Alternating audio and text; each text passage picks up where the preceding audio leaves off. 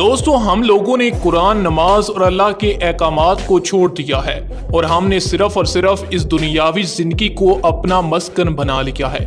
یہی وجہ ہے کہ ہماری اولادیں ہمارے مستقبل اسلام کے راستے سے مکمل طور پر ہٹ چکی ہیں۔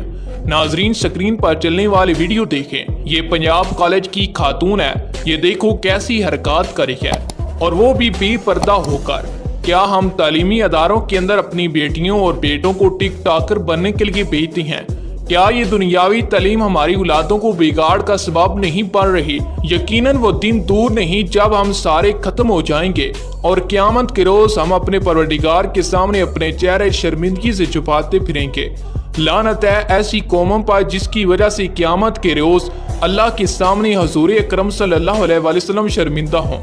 تمام لوگوں سے گزارش ہے کہ سب سے پہلے اپنی اولادوں کو حافظ قرآن بنائیں تاکہ ان کو پتہ چلے، ان کے دلوں میں اللہ کا عذاب، اللہ کا خوف دوڑے، تاکہ ان کو موت کے عذاب کا ڈر ہو، اور اس کے بعد اپنی اولادوں کو اچھے تعلیمی اداروں میں دنیاوی تعلیم بھی دے۔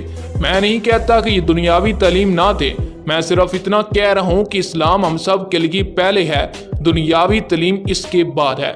ویڈیو آسان آنے کی صورت میں ویڈیو کو لائک کریں، دوستوں کے ساتھ شیئر کریں، کمنٹ باکس میں اپنی رائے سے آگاہ کر دیں۔